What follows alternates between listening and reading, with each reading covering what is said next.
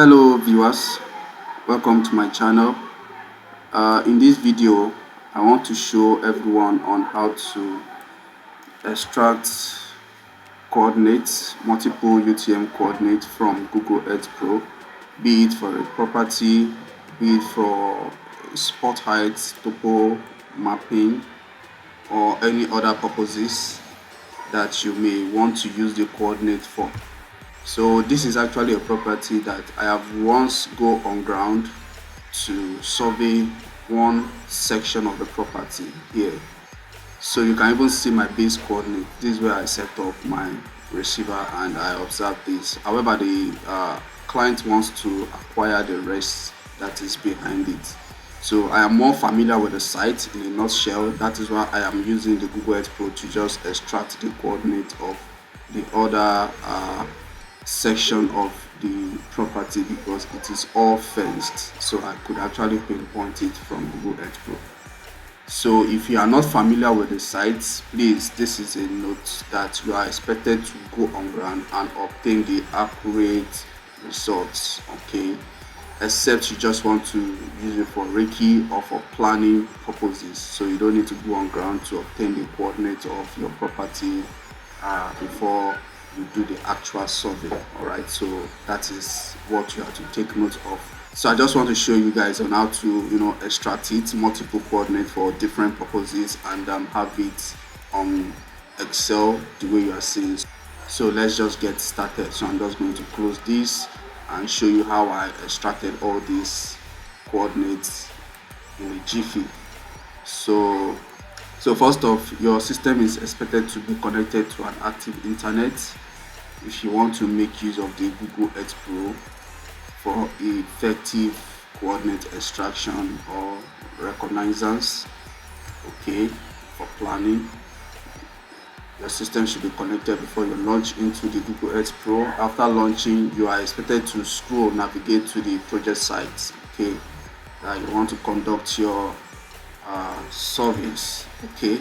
So here it is in my own case. So the first thing to do on your Google Earth Pro is to use the path, this add path tool, to extract the coordinates. Do not use the polygon, do not use the add place mark, except you want to manually extract it. So if you click on add place mark, you just see the place mark showing, then you can pinpoint it, then you see the coordinates here. However, this is not a very smart way to go about it. So that is why you are on this channel or you are watching this video. The smart way to go about it is to click on this add path tool here. Click on that. You name your particular file name. So I'm going to call this and Reiki. All right, after that, then you click on the edges that you want to extract the coordinates. So you can zoom in to make sure that you pinpoint the right position. So just click here and here. So that is where it ends there. Then I'll come here. This is it here, and one here, and lastly here, okay. So you don't need to form a polygon, all right. You don't need to come here and close, no. Each point you have pinpoint here is standing for the beacon or the coordinates, all right. So I have 1 2 3 4 5 6 7 8 9 points, okay, 9 points. That is for the property, all right. So after you are done, it's okay by me, and you click on OK. So under your places, you select the file, this particular property you have actually delineated. You right click on it, then you scroll to save place as. You click on that. Then under your save place as, your save as type, click on the drop down and save as KML. If yours is not on KML, then you note the folder or the path it is going to, then you click on save. So that's the first thing to do on Google Earth Pro. When you are done delineating the coordinates you want to extract, all right, you minimize, then you come to your Chrome, your browser,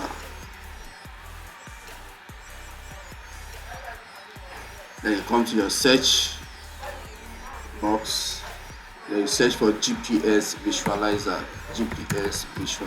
All right, so here it is. You click on that to search for that. So the first option you have here, this is a platform that is going to convert your KML to Excel format, right? So you click on GPS visualizer. So this is the platform here. So this platform helps you to convert your Google Earth Pro KML file to Excel format, tabulating your data in Eastings, Northings, and the beauty of this platform is you can now assign the elevation of your interest to the Eastings and Northings data. All right, so on the platform you click on convert a file. You click on that, it will bring out this particular dialog box, and you can scroll down to output format, let it be on plain text. All right, then you have advantage to choose up to 3 different files, to convert up to 3 different files at a go. However, I only have one file I want to convert, so you click on choose files, click on that, then you can now navigate to where you have your KML saved. So I have it under my desktop, you can see it, land Reiki. Then you click on open, it will appear here. After it appears here, you scroll down. All right, then this plain text delimiter, click on the drop down here and click on comma. This is the Excel format. All right, after you click on comma, let this be your metric, except you want to use other units of interest, so metric is best.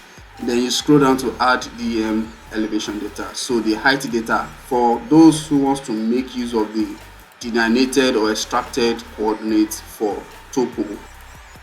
Maybe you are actually doing analysis for topographic survey using remote sensing. Remote sensing is a form of science that you don't go on ground to obtain data. You obtain your data remotely, that is just from the comfort of your office or from your house, right? So if you extract coordinates of different points using the add path tool, okay, this particular option is best to assign an elevation data to your Eastings, Northings. So you click on this drop down, then these are the different platforms that can help you assign elevation data to your X and Y. So if you are in North America, this is available, Alaska, this is available, and all that. So the best one to use for worldwide is the NASA SRTM 30-meter resolution worldwide. Don't use the 90-meter. 90-meter is less accurate to 30 meters, so you select this 30-meter resolution worldwide. Okay, so this is available for all of the parts of the world. When you are done with these whole settings, then you scroll to click on convert. So it's just going to load and it is done. All right, so after that you will see the download file. This is the file you have to download, so you click on this file. You can see it is .csv. Just click on it, then it will download. Then you can now scroll to your download path, click on your downloads, then here it is. Then you can now click on this show in folder, and you can now open the Excel data. So therefore here it is. So this is the format, or this is the way it's going to appear: latitude, longitude, okay, and the altitude, the elevation. So all of this other information that just like additional data that comes with the KML converted file. So you delete them, you don't need them. And here you can change the description to point, that is the heading. Then you can give this ID name, that is point 1, point 2, and you can automate it, auto numbering,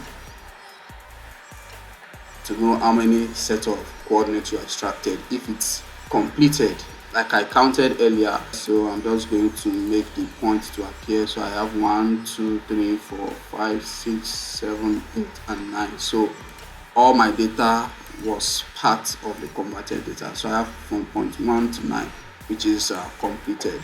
So this is what you are now expected to convert from the longitude, latitude to the Eastings, Northings. That is, you will have it in this format: the eastings, northings, and you can now assign the elevation for topographic purposes. So therefore, you can check under the description to see how you can convert latitude, longitude to the eastings, northings formats of coordinates. Okay, to make use in other CAD softwares or other applications that make use of this format the best. All right. If you find this video helpful and informative, do well to hit on the subscribe icon, as well as turn on your notification to keep getting valuable tutorial fully. Thank you. See you in the next video.